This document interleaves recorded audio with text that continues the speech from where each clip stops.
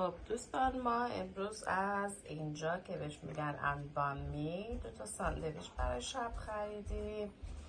براتون نشون میدیم، باز میکنیم. جاتون خالی.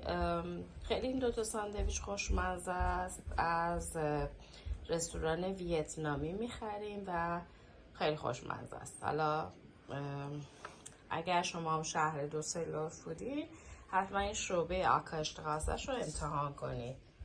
بسیار خوشمزه است.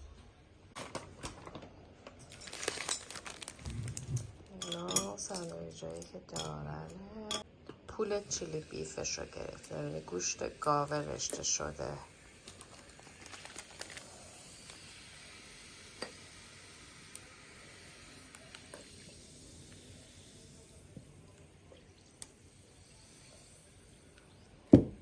خب باز کنیم ببینیم چجوری امروز.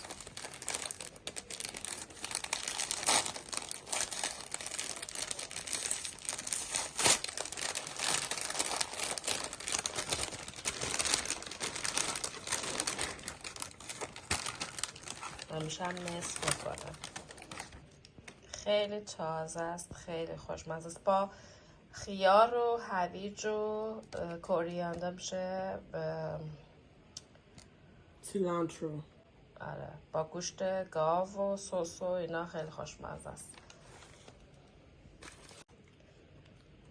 خب یادم رفته بود ایرانی که کوریاندر میشه گشنیز. ببینید چقدر زیاد گشنیز داره، خیلی خوشمزه است. میگم هر وقت که دوسلدورف بودین حتما این ویتنامیزیش انبانمی رو برین و این پولت چیلی بیف خیلی خوشمزه است. حتما نوش جان کنید.